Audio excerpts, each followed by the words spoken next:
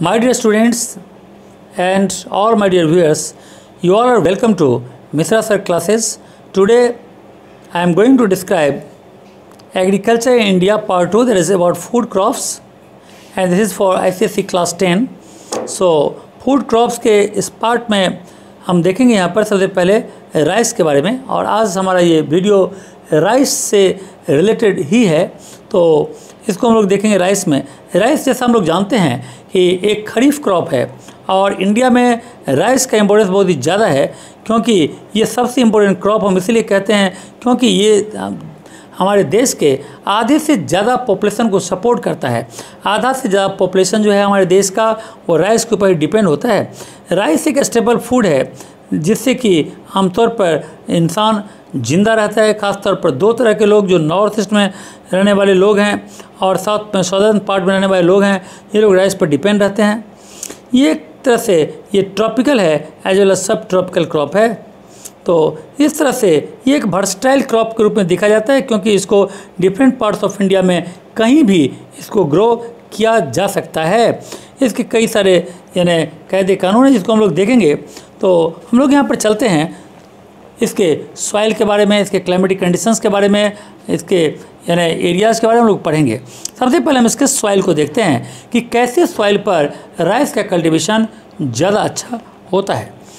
Rice तो वैसे कई सॉइल के ऊपर ग्रो किया जा सकता है, लेकिन सबसे बेस्ट है यहाँ पर डीप फर्टाइल क्लेई और फ्रेबल लोम्स। ये सबसे बेस्ट होता है राइस कल्टीवेशन के लिए। डीप फर्टाइल क्लेई और फ्रेबल लोम्स ये सबसे ज़्यादा होता है। इवन ब्लैक सॉइल भी इसके लिए काफ़ी सूटेबल है। एलुवियल सॉइल काफ़ी सूटेबल है। तो ये सारे सॉइल्स हैं। अगर एग्जाम में पूछा जाए तो एलुवियल सॉइल और ब्लैक सॉइल लिख देना। एलुवियल सॉइल सबसे बेस्ट सॉइल है इसके लिए, वो लिख देना चाहिए। Soil requirement makes it essence eventually A crop. तो इसके बाद आता है इसका क्लाइमेटिक कंडीशंस, जैसे टेम्परेचर। अगर हम टेम्परेचर की बात करें तो राइस के लिए जो आइडियल टेम्परेचर है वो है 24 डिग्री सी, यानी टेम्परेचर 16 डिग्री सी से लेकर 32 डिग्री सी के बीच तक रहे तो ज़्यादा अच्छा है। यानी एवरेज 24 डिग्री सी कहा गया है। ड्यूरिंग द ग्रोइंग सीजन इसका टेम्परेचर होना चाहिए 18 डिग्री सी से लेकर 32 डिग्री सी तक, और ड्यूरिंग द ग्रोइंग सीजन होना चाहिए 18 डिग्री सी, और राइपनिंग के टाइम होना चाहिए 32 डिग्री सी। सो 18 से लेकर 32 तक इसका आइडियल रेंज ऑफ टेम्परेचर है। इसके अलावा इसको प्लेंटी ऑफ सनशाइन की ज़रूरत होती है। तो हमने देखा temperature 24 degree C average temperature है ये। अगर बेटर है तो 18 डिग्री होना चाहिए इसका सोइंग के टाइम में, और रिपिंग के टाइम होना चाहिए 32 डिग्री सी। इसके अलावा इसमें बहुत सारे सनशाइन की ज़रूरत पड़ती है। इसके अलावा आता है रेनफॉल। रेनफॉल के बिना तो राइस का होना मुश्किल है। तो the average annual rainfall is about 150 cm से लेकर 200 cm तक इसके खेत में पानी लगी होनी चाहिए। It needs flooded field. इसमें फ्लडेड फील्ड का दरकार है, मतलब ऐसा खेत जिसमें पानी भरा हुआ हो। During the earlier part of its growing season slight rain before ripening. Ripening से पहले थोड़ी सी वर्षा अगर होती है तो it helps in increasing the size of the grain. तो इससे ग्रेन का साइज अच्छा होता है। इस तरह से अगर हम इसके ज्योग्राफिकल रिक्वायरमेंट को देखें तो राइस जो है उसमें प्लेंटी ऑफ सनशाइन चाहिए, हैवी रेनफॉल चाहिए, irrigated deep alluvial clayey soil चाहिए, प्लेंटी ऑफ लेबर चाहिए। ये सब चीज़ का दरकार यहाँ पर पड़ता है। अब इसके बाद हम आते हैं मेथड्स ऑफ कल्टीवेशन। कौन कौन से ऐसा मेथड है जिसके थ्रू राइस कल्टीवेट किया जाता है। सबसे पहले यहाँ पर है ब्रॉडकास्टिंग मेथड, जिसको हम स्कैटरिंग मेथड भी कह सकते हैं, जिसमें हाथ में लेकर किसान जो है वो अपने तैयार किए हुए खेतों में बीज को स्प्रे कर देता है, हाथ से छींट देता है, स्प्रिंकल कर देता है। So this method involve sowing the seeds by sprinkling them all over in the field by hand. हाथ से उसे स्प्रिंकलिंग कर दिया जाता है। So this method is generally used to sow inferior quality of seeds, hence the yield is low. दूसरा method है इसका डिबलिंग मेथड। इस मेथड में आमतौर पर seeds are dropped in the regular interval. Regular interval पर सीड्स को drop किया जाता है गड्ढा में, और उससे ये मदद करता है इंसान को काफ़ी हद तक ज़्यादा। हेल्प ऑफ प्लॉ और डीबर। प्लॉ से भी होता है, यानी हल से एक गड्ढा खोद दिया और रेगुलर इंटरवल पर कहीं कहीं पर बीच बीच में वहाँ पर क्या किया, तो धान का जो बीज है वो डाल दिया।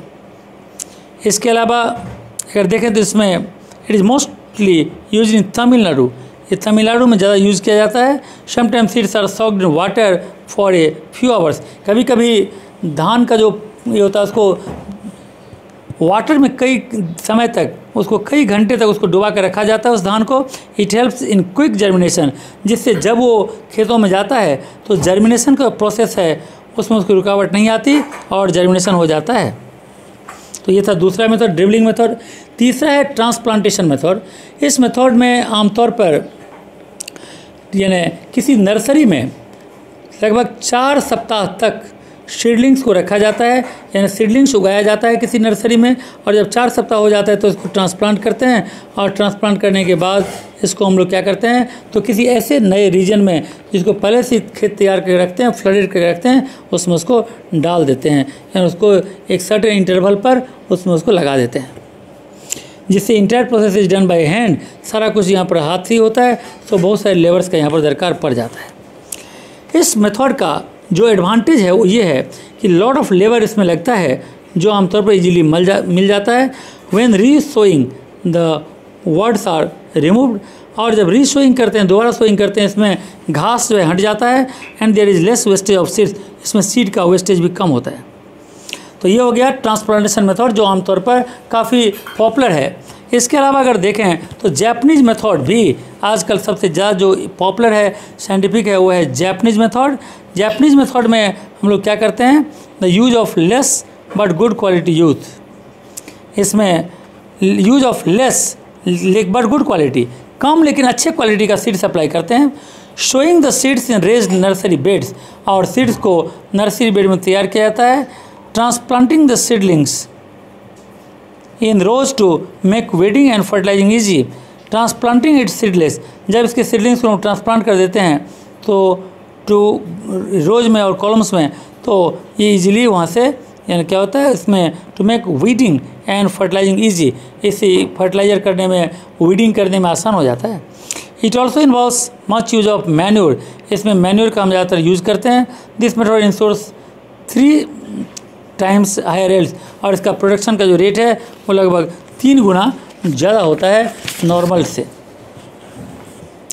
इसके बाद इसका हम हार्वेस्टिंग करते हैं। हार्वेस्टिंग के लिए आमतौर पर इसको थ्रेसिंग किया जाता है, और थ्रेसिंग के थ्रू या फिर बुलॉक्स के द्वारा इसको ट्रैम्पल्ड करा करके भी, यानी इसको अलग किया जाता है, यानी इसके धान को उसके पौधों से अलग किया जाता है। फिर इसको पॉलिशिंग किया जाता है, जिससे कि धान में से राइस निकाला जाता है, और इस तरह से ये हम लोगों के हाथ तक आता है। तो इस तरह से हमने देखा। लेकिन एक सबसे बड़ा चीज़ जो हम लोग अभी भी बाकी हुए है, major rice producing states in India. India में सबसे ज़्यादा राइस किस एरिया में होता है, और अगर देखें तो सबसे ज़्यादा तो राइस इंडिया में वेस्ट बंगाल और उत्तर प्रदेश में होता है, वहाँ भी यही है। और फिर इसके अलावा देखें तो आंध्र प्रदेश में ये सबसे ज़्यादा है। तो इस तरह से West Bengal, UP and Andhra Pradesh, these 3 states can be written in the exam for the most widely cultivated areas of for rice. Rice के लिए 3 स्टेट्स का नाम याद रखेंगे। तो इस तरह से हमने यहाँ पर देखा कि राइस कहाँ कहाँ ग्रो होता है, उसके लिए वेस्ट बंगाल, यूपी और आंध्र प्रदेश। इसके अलावा राइस कल्टीवेशन में हम लोग जो देखें, मैं जैपनीज मेथड को अच्छा से देखेंगे। इसके अलावा किस तरह से ड्रिलिंग मेथड, इसके बाद ब्रॉडकास्टिंग मेथड, सब मेथड्स को हमने गौर से देखा है।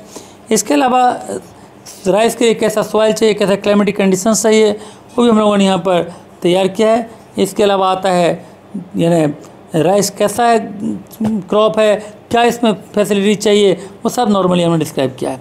तो राइस का पार्ट यहाँ पर ख़त्म हो गया है। नेक्स्ट वीडियो में हम लोग यहाँ पर व्हीट का पार्ट स्टार्ट करेंगे, और तब तक के लिए यहाँ पर good bye, thank you and God bless you.